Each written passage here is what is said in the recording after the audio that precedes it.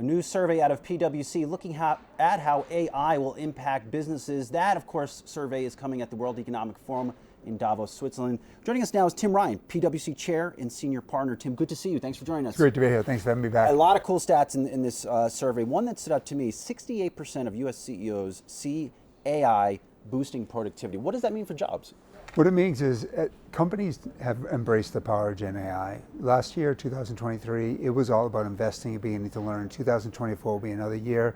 The next couple of years, there's a huge opportunity for companies to upskill their employees, to help them learn how to use this tool to do their jobs more efficiently, free up time in other areas around growth. The other thing around jobs, that we see tremendous growth opportunities for job growth in the sense that the human loop of testing AI. So we're learning on AI right now, and over the next couple of years, humans will be used to test what comes out of the AI processes. How do you reassure people about jobs, though? Because the message has been pretty consistent that, you know, it'll make some jobs easier, it'll make jobs more productive, et cetera, et cetera. But it doesn't feel like people quite believe that. Yeah, and it's understandable. Trust is a big gap in many things. What's really important for employers is to make sure you're transparent with your employees and make sure you bring them along on the journey. The more kind of heart and mind you have in employees who are in their jobs, the better they're going to be at their jobs. So it's important to have an open discussion with employees. And one of the biggest things is to give them the skills that they need. At PWC, we've begun an upskilling journey 5 years ago of making employee upskilling around technology akin to an employee benefit like 401k or healthcare. What we see leading companies doing is teaching their people how to use this important tool so they can gain knowledge. If you bring them along, that increases their ability to do the jobs today well, and it gives them more options going forward. So that's one important thing to do. The other important thing to do is give them the opportunity to innovate. As time frees up, they're closest to the customer, they're close to the business process, and that gives them the opportunity to innovate. You know, this is what we're talking about with so-called white-collar jobs, so higher skilled jobs. Lower skilled jobs, some of them might go away, and I wonder if they will have the same upskilling opportunities to then move up the chain. Yeah, time will tell where we go at this point. We've been talking about the loss of jobs to technology for a long time right now, and we continue to see opportunity for job growth out there. And what people were worried about even 20 years ago with the computer and the internet, now when we saw automations 5 years ago, the reality is there's plenty of job growth, and that's part of it because we see tremendous innovation, new business formation, and the opportunity for people to make a difference. I do think it does come back to reskilling, and it comes back to teaching people skills at every level in the organization, but I continue to be very optimistic around job growth.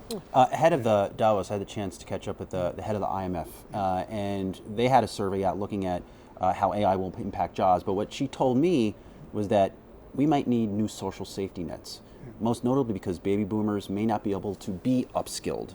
Do you think we're going to see that? I think there's an opportunity for all of us to play a part to make sure we bring everybody along. The theme of Davos this year is rebuilding trust. Part of that trust is with people in society who have been left behind. We have a massive opportunity to do that. I think if we don't invest in skilling, if we don't give people the ability to move across companies and different jobs, we will have a problem around lack of a social safety net. So I think what is important is create those opportunities for people to do it. Again, I think if we do our part business, if we work with government at the state level, the city level, the country level, I think we have the opportunity to prevent what people are worried about.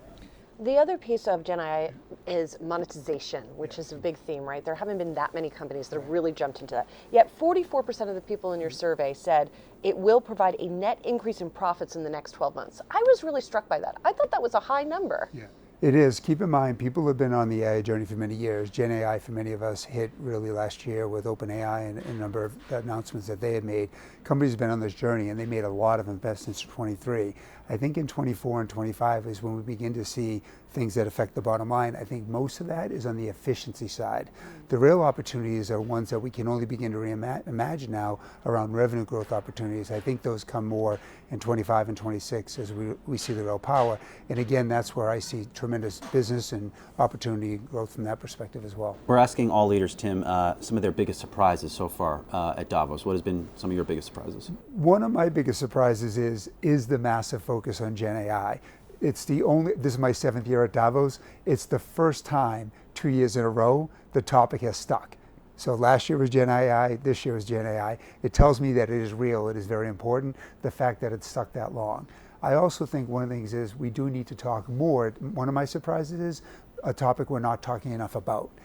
And that is the importance of management staying focused on their businesses with all of these other things happening that are out there. We've got elections across the globe, we got geopolitical tensions, there's a lot of things on people's minds. At the end of the day, what we see in our client base is companies that are focused on their business, driving revenue growth, driving efficiencies, taking care of their employees, motivating their employees, and going after their customers and growth.